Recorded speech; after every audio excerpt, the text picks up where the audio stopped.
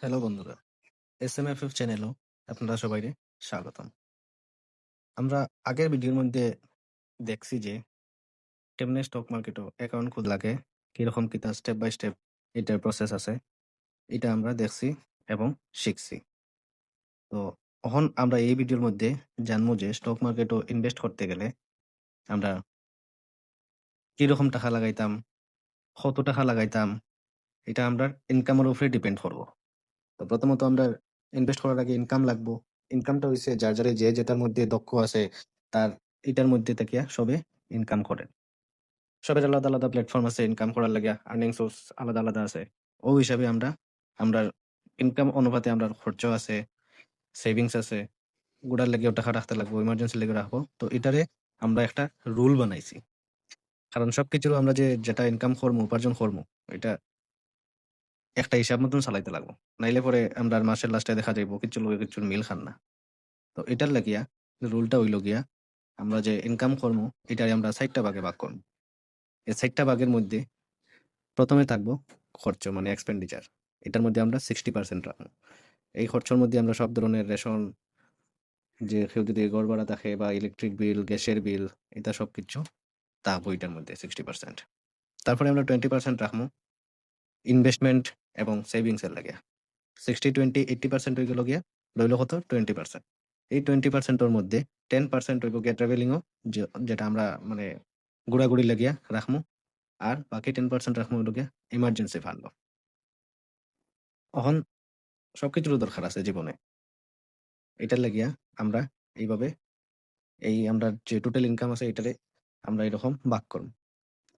অখন ভাগ করিয়া তারপরে আমরা দেখমু যে আমরার এই হিসাব মতন নেই। যদি না হয় তারপরে এখানে না, এটা নিয়ে আমরা নিজেরা নিজের মধ্যে ভাবতে লাগবো। এটার কোনো টিপস দেখেও আপনারা রইতো নাই। যার ইনকামের উপরে ডিপেন্ড করে। আমি একটা সাধারণ একটা রুল দেখাইলাম এটার মধ্যে জাস্ট। তো অহন হইল গিয়া যে 20% যে আমরা ইনভেস্ট করমু, ইনভেস্টটা কই করমু? কত ধরনের প্ল্যাটফর্ম আছে। কেউ ইনভেস্ট করে ল্যান্ডের মধ্যে, কেউ করে ব্যাংকও জমা রাখে, কেউ পোস্ট অফিসও রাখে, কেউ LIC করে, কেউ আবার স্টকও ইনভেস্ট করে, কেউ মিউচুয়াল ফান্ডে ইনভেস্ট করে, কেউ IPO কিনে, কেউ বন্ডস লর, কেউ গোল্ডও ইনভেস্ট করে, কেউ সিলভারও ইনভেস্ট করে, ইত্যাদি, ইত্যাদি। বিভিন্ন ধরনের জায়গাতে ইনভেস্ট। তো এর মধ্যে আমরা দেখতে পাই আর কিতা, যেখানে ল্যান্ড যেটা, এই প্ল্যাটফর্মে ইনভেস্ট করতে গেলে আমরা এটাতে গিয়া রিটার্ন খুব ভালো রিটার্ন আছে। রিস্কও খুব কম থাকে। এটার মধ্যে মানে লিগ্যাল প্রসিডিওর থাকে একটু বেশি, যেটা ঠিকঠাক করিয়া রাখলে রিস্কটা আমরার কম থাকে। কিন্তু এখানে ইনভেস্ট করতে গেলে আমরার দরকারটা কিটা? একলগে অনেক টাকার দরকার। যেটা সবাই লাগিয়া এই বিজনেসটা করতে পারেন না। যারার কাছে ধন সম্পদ প্রয়োজন আছে তারা করতে পারে, কিন্তু সবাই পারেন না। তো এটার লাগিয়া বাকি যারা আছে সবের, কেউ রাখে ব্যাংকে, কেউ পোস্ট অফিসে রাখে। ঠিক আছে, রাখে সেভিংসও, কিন্তু এটা রাখে লাভ কি তোর? কোনো লাভ নাই। রিটার্ন আর নেই কিছু। কোনো ধরনের রিটার্ন নাই। কেউ আবার LIC তে রাখে। LIC তে রাখে এটা মোটামুটি ঠিক আছে, যেটা আমরা লাইফ সিকিউরিটি দিয়ে লাইফ ইনসিওরড করে, এটা ঠিক আছে।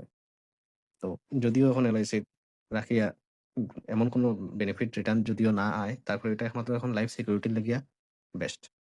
বাকি কোনো দিক দিয়েও এখানেও ইনভেস্টমেন্ট করিয়া যে রিটার্নের লাগিয়া, ইনভেস্টমেন্টের লাগিয়া LIC আমার মতে বর্তমানে এখন ঠিক নাই। তো তারপরে হইব গিয়া যেমন স্টক। স্টকের মধ্যে ইনভেস্ট করা হাই রিস্ক যেরকম আছে, ওরকম হাই রিটার্নও আছে। তো এটা কিন্তু বালাটিকে স্টাডি করে করতে লাগবো। মিউচুয়াল ফান্ডেও ইনভেস্ট করা যায়। বা আরো বিভিন্ন ধরনের যেগুলো আছে, যেমন আমরা গোল্ড কিনি, সিলভার কিনি। গোল্ড একলগেও কিনতে গেলে, যেমন আমরা যদি কোনো জুয়েলারি শপ থেকে কেনার যাই বা সিলভারও কেনার যাই, তখন কিনতে হইব।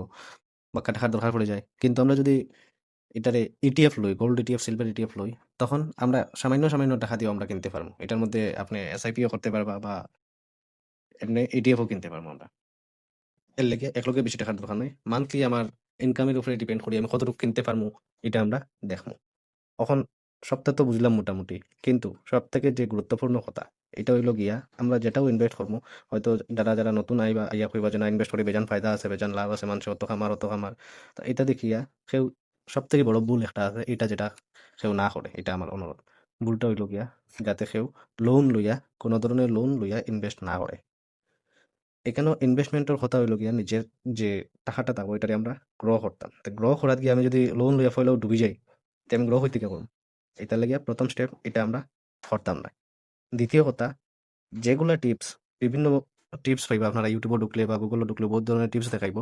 কোনো টিপস দেখিয়েও ইনভেস্ট করবা না। যেটা তো ইনভেস্ট করবা, করার আগে এটা বালাটিকে দেখবা, বুঝবা। এটার ফান্ডামেন্টালস কিতা আছে, এটা কিতা কোনো ধরনের ফিউচার ওরিয়েন্টেড বিজনেস আছে কিনা এটা, বা যত ধরনের ইনভেস্ট করার আগে যেগুলো জিনিস আমরা বিশেষ করে জানা দরকার, এগুলো আমরা নিজে, নিজেই একবার দেখবো। যত টিপস দেখি তারপরেও নিজে, নিজে একবার দেখাটাই এটা কিন্তু উচিত। কিন্তু এরপরে আরেকটা কথা আছে যে আমরা যে ইনভেস্ট যেটা করবো টাকাটা, এই টাকাটা ও টাকা হইতো যে টাকা আমরা কমসে কম আগামী ৩ থেকে ৫ বছরের মধ্যে যেটার আমরা বিশেষ দরকার নাই ওটা। কারণ এই যে টাকাটা আমরা ইনভেস্ট করবো, হয়তো মার্কেট এমন সময় আমি ইনভেস্ট করলাম, তারপরে মার্কেট ক্র্যাশ হয়ে গেল গিয়া, নামি গেল, ডাউন হয়ে গেল। তখন কিতা করতাম? আমার পয়সার দরকার পড়লো। আমি কি তাহলে লসে উঠাই দিতাম নি? না, থাকতাম। মার্কেট যেরকম নামবো ওরকম উঠবো। এটার লেগিয়া আমরা এখানে ও টাকাটাও লাগাইতাম যেটা আমরা হঠাৎ করে দরকার পড়লেও যাতে না ওটাইও আমরা চলতে পারি। মানে মোটামুটি ৩ থেকে ৫ বছর। যেকোনো স্টকেও বেশিরভাগ স্টকের মধ্যেও আছে যে ৫ বছরে মোটামুটি 100% এর মতন রিটার্ন দিলায়। তো যাই হোক, এখানের মধ্যে আমরা ইমার্জেন্সি ফান্ডটারে যাতে না ঢুকাই, বা যেটা আমরা হয়তো আমার আগামীতে ২ মাস পরে বা ১ বছর পরে আমার টাকার দরকার আছে। এই টাকাটা ভাবলাম আমি যে এখন স্টক মার্কেটে বা কিছুতে ইনভেস্ট করে রাখি দেই, আর পরে উঠাইলাম। এটা করলে কিন্তু হইতো না। ইনভেস্ট তখন করে দিলাম। কিন্তু তখন কি চাইবো? হয়তো আমি যখন উঠাইতাম তখন মার্কেট নিচে। যদি বালা থাকে তো এটা ওয়েল এন্ড গুড, বালা আমি এটা থেকে প্রফিট হয়ে গেল। কিন্তু এই রিস্কটা কিন্তু মার্কেটে কোনো সময় লওয়া উচিত নাই। যখনও আপনি দেখবা যে এখানে ইনভেস্ট করছেন, হয়তো মার্কেট ডাউন হয়ে গেছে, তখন আপনি কিতা করবা? এভারেজ করার লাগি আরো ডালবা, আরো ডালবা। তো এটা ডালতে লাগে, এভারেজ করতে লাগে। কিন্তু এভারেজ করমু যে টাকাটা দিয়া, এই টাকাটা যদি আমার টোটাল ওয়েলথ টাকে ঢুকাই দেই, তে তো আমার হইতো না।